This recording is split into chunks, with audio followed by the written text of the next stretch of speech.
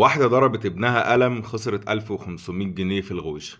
السلام عليكم عملاء كنوز جولد الكرام، ازيكم عاملين ايه واخباركم ايه حكاية العميلة دي؟ عميلة كانت واخدة غويشة 10 جرام تقريبا ودافعة 150 جنيه تقريبا على المصنعية على الجرام، يعني حوالي 1500 جنيه خسرتهم بسبب انها ضربت ابنها قلم، فالغويشة اتطبقت وخسرت طبعا مصنعيتها.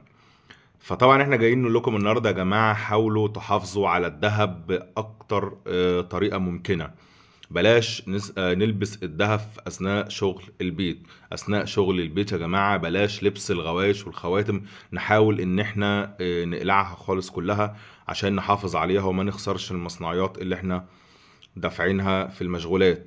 وكمان التلميع الذهب وغسيله في البيت بلاش نستخدم اي حاجة غير البريل، وهتلاقوا في فيديو عندي على الصفحة منزله على طريقة غسيل الذهب.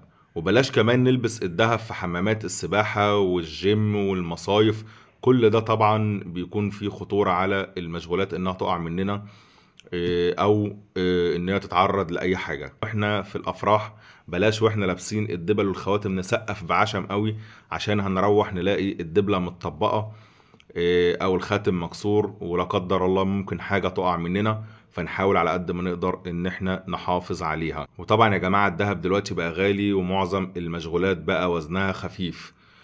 في ناس طبعا ممكن واحدة تكون لابسة غويشة 4 جرام وتحافظ عليها وتقعد معاها سنة واتنين وتلاتة، وممكن واحدة تكون لابسة غويشة 10 جرام من أول قلم زي ما قلنا في أول الفيديو الغويشة تتطبق وتخسر مصنعيتها كلها.